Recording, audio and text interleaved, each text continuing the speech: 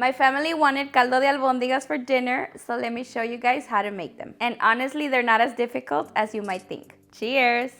We're gonna start off by making the albóndigas, and here I have 2 pounds of ground beef. And I'm gonna add salt, pepper, some chopped mint leaves, 1 cup of uncooked rice, and we start mixing.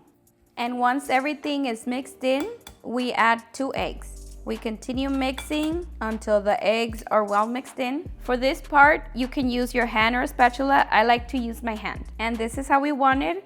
And now we can start rolling our albóndigas. I like using a measuring cup. This is a 1/4 cup so that all your meatballs can be around the same size. And this should only take you about 3 to 4 seconds. Like this, and we continue doing the same until all the meat has run out.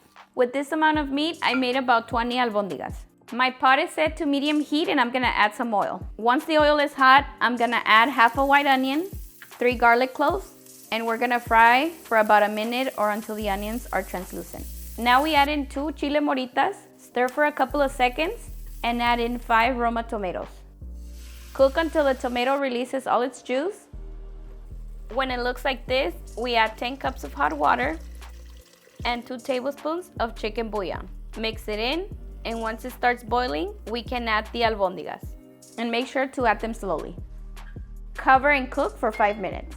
It's been 5 minutes and we're gonna check on it. And look at guys, the meatballs are already looking delicious. Now we're gonna add 3 carrots and 2 potatoes. Cover and cook for 10 minutes. It's been 10 minutes. I'm gonna add in 2 calabacitas, small bunch of cilantro. Cover it and cook for an additional 10 minutes.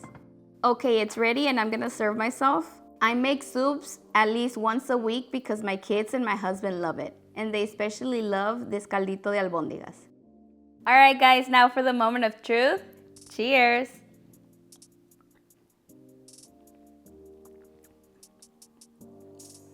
It's so good. And honestly, guys, I know the weather is still a little hot, but you can never go wrong with caldos. Especially if you're Mexican, you know that your mom always made caldos during the hot days. And what I really like about this caldito is the chile moritas. It gives it a little smoky, really good taste. It's not spicy. If you want it more spicy, you can add more. And there you have it, delicious caldo de albóndigas. All right, guys, that's it for this one. If you've made it this far and you haven't subscribed, please don't forget to hit the subscribe button and turn on your bell notifications so you won't miss any of our new videos. I'll see you guys next time. Bye.